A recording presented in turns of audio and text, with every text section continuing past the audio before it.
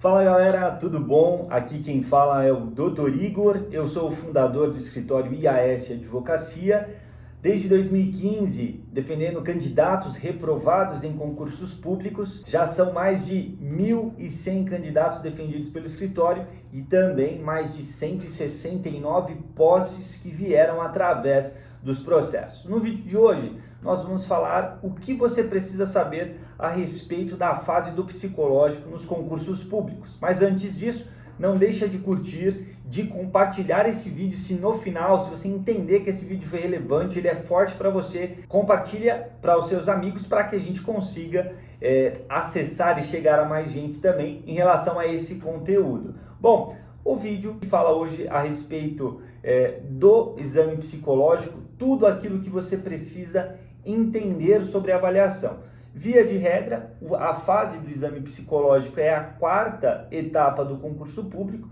Na prática, vem logo em seguida da avaliação do exame médico e ela é relevante e de extrema importância para o candidato no concurso. Afinal de contas, o candidato precisa entender o seguinte: chegou no concurso público, selecionei o concurso público da Polícia Militar do Estado de São Paulo, ou da Polícia Militar do Estado de Minas Gerais, ou da Polícia Federal. Cada concurso público que tenha a avaliação psicológica, o candidato precisará ser avaliado do ponto de vista do perfil. Então, eu vejo muita gente falando a respeito de dica, de bizu. É importante o candidato entender o quê? Qual que é o ponto de partida que o candidato tem que enfrentar quando ele sabe que tem um concurso que tem avaliação psicológica? É entender o perfil psicológico que é compatível com o cargo. Por que eu falo de perfil psicológico e de compatibilidade com o cargo? Entenda o seguinte: o perfil para o cargo de soldado é um, o perfil para o cargo de juiz ou de delegado é outro. Por isso que é importante a compreensão desse perfil como uma forma de direcionamento. Na grande maioria dos editais, você vai lá para o final do edital e você vai encontrar os anexos. Geralmente nos anexos está estabelecido quais são os critérios de avaliação. É importante destacar também, eu fiz aqui algumas anotações no seguinte sentido: dentro do concurso da Polícia Militar, nós temos um critério interessante falando de Polícia Militar do Estado de São Paulo.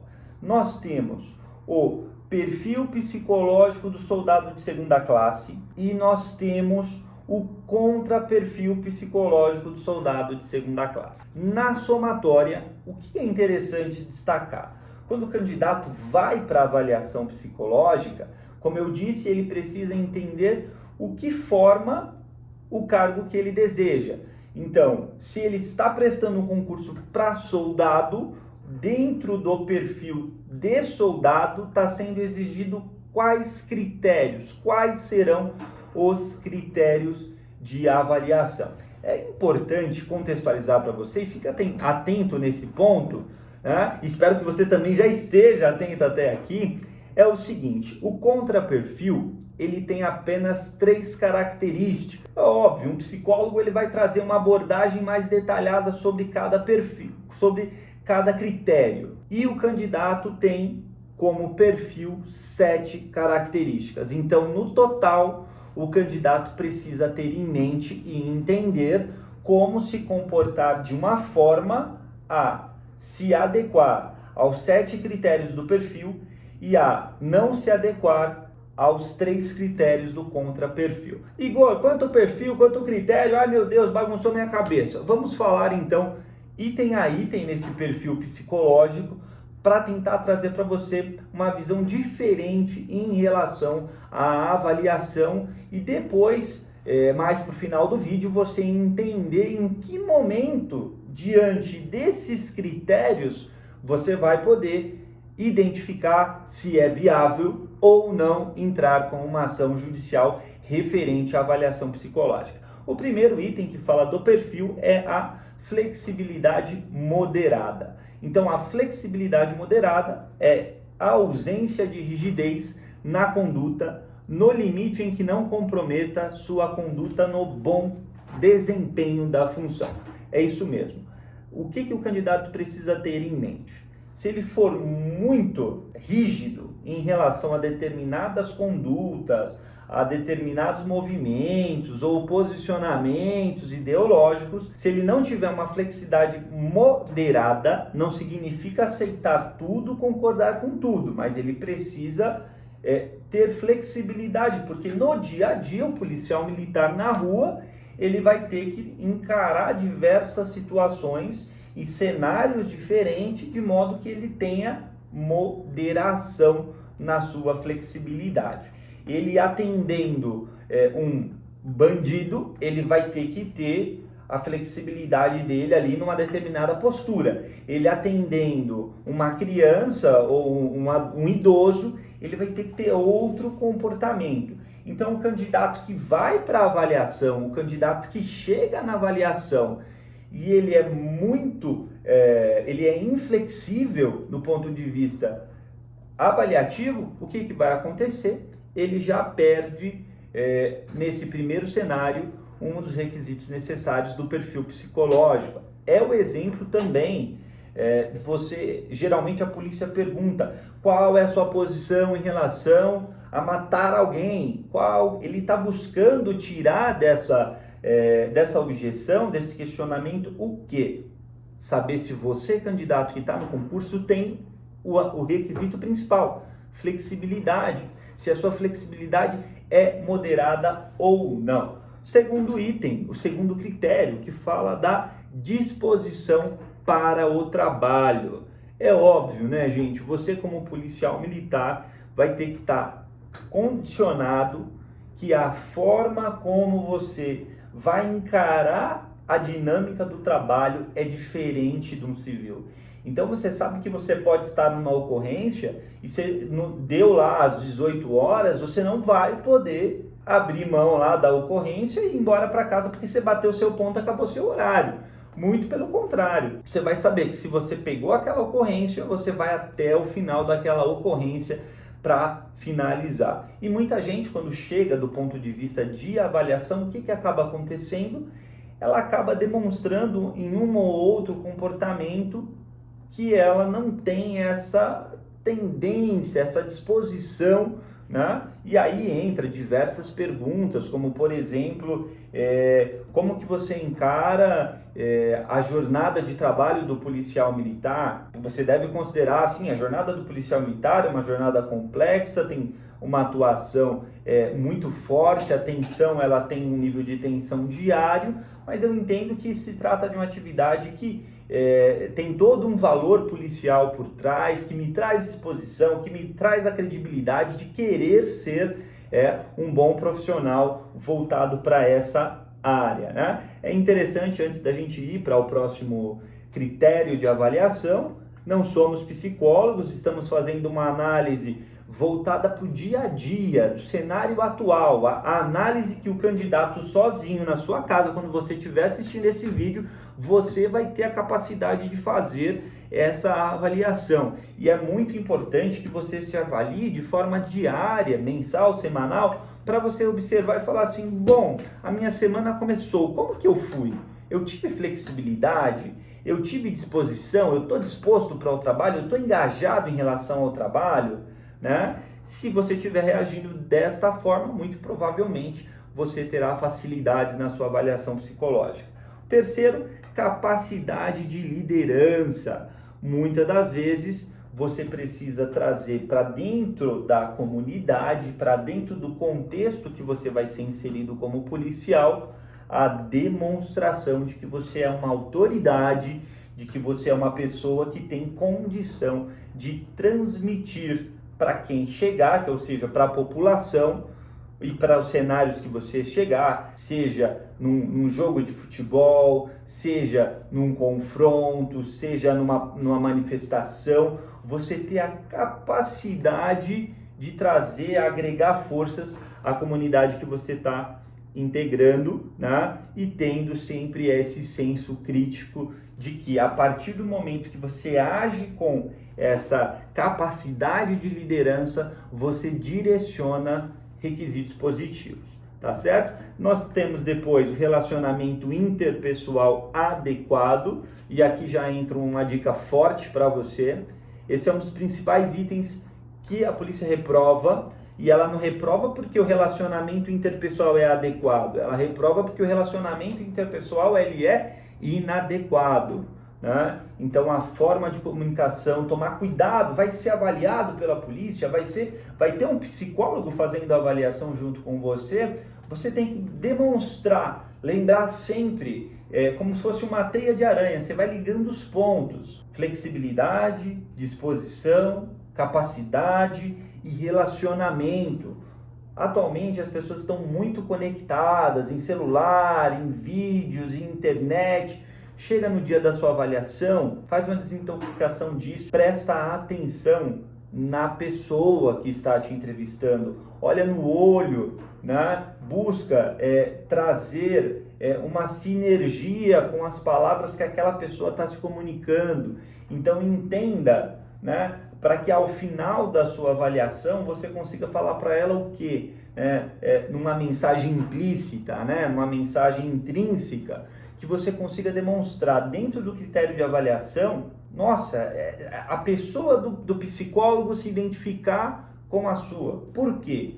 Ela já está indo lá para verificar de uma forma muito rápida e objetiva se você tem esses requisitos que estão sendo citados, certo? E aí, beleza, você tem uma boa demonstração dos relacionamentos. Primeiro relacionamento que você tem que estabelecer é a sua relação e o contato com a psicóloga. Então, como que você estabelece um bom relacionamento?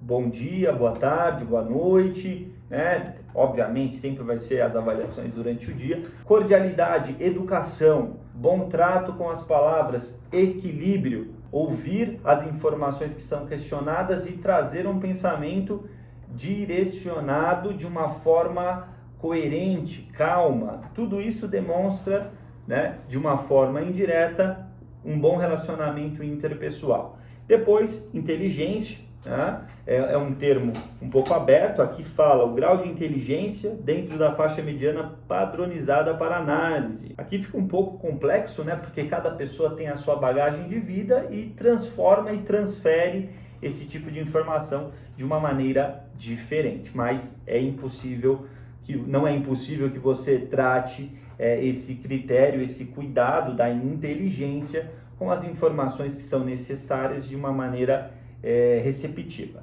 Depois, fluência verbal. Como vocês podem perceber, eu estou buscando falar nesse vídeo com uma entonação maior, com clareza, com objetividade, trazendo as minhas palavras de uma forma coerente. Então, tomar cuidado lá no dia lá da avaliação, você não ficar introspectivo, né, de perguntar e você responder sim, não, né? Cuidado com esse tipo de afirmação para que através da força da sua palavra você consiga demonstrar de uma forma objetiva o porquê você tem o perfil exigido no edital do concurso. E por fim, resiliência, né? Que é a capacidade de você suportar determinadas situações diante de ambientes estressores. O policial militar, ele precisa disso diariamente. Ele precisa de resiliência, essa capacidade de estar diante de movimentos estressores de uma forma muito boa. Por enquanto, falei com vocês a respeito dos 7 principais itens e falamos a respeito do contraperfil, do perfil psicológico exigido para o policial militar. O terceiro ponto, e que seria o segundo ponto, interessante dentro desse contexto, é a gente falar a respeito do contraperfil do cargo de soldado que você pretende prestar ou de outro concurso que você pretende prestar. Você já se ateve no dia da avaliação a estar atento aos 7 principais critérios de avaliação: flexibilidade, disposição, capacidade, relacionamento, inteligência e fluência verbal e resiliência. E entra agora o calcanhar de Aquiles da avaliação, que é o contraperfil. Então, se você chega no dia da avaliação e você já demonstra um descontrole emocional, ansiedade, mexendo muito com as mãos, estralando, né, olhando, dependendo da forma como você direciona o seu olhar, né, eles já vão entender o que? Descontrole emocional. É tudo que um policial militar não precisa. Né? Então, esse é um dos principais itens, junto com o relacionamento interpessoal inadequado, embora o relacionamento, ele só está lá como relacionamento interpessoal adequado. O inadequado não está como critério de reprovação, mas vira e mexe, a gente já teve laudos processuais com essas características e depois nós temos os sinais fóbicos e a falta de domínio psicomotor. Então, são 3 itens em desfavor e 7 itens que são necessários para a categoria e para o cargo almejado dentro do concurso de soldado da Polícia Militar. Aqui, desse cenário, desses 10 itens, faça essa avaliação constante se você está se adequando dentro do seu dia a dia, dentro desse cenário.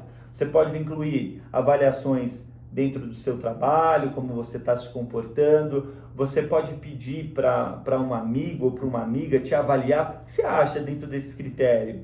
Né? Como que você lida, né, diante de um evento estressor? Né? Porque da onde vem o descontrole emocional? De um fato que surge na nossa vida e esse fato gera uma instabilidade emocional dentro da gente.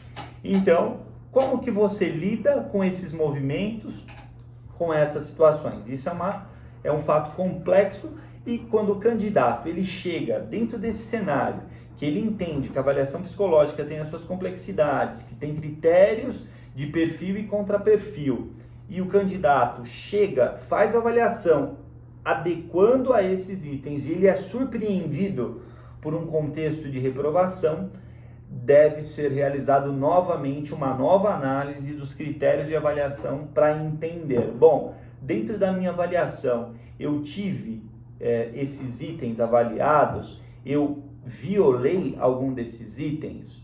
Né? Se você fez a sua avaliação, chegou no final e você entendeu que esses itens não tiveram a devida avaliação, o que acontece? Você está diante, certamente, de uma reprovação que tem características de ser uma reprovação indevida do ponto de vista psicológico. Lembrando, não sou psicólogo, fiz uma avaliação do que está no contexto do edital, da interpretação do edital, e você também pode fazer isso. A sua maior dificuldade é que se diante de uma avaliação você cumpriu todos os requisitos e você foi surpreendido pela reprovação, nós estamos diante do quê?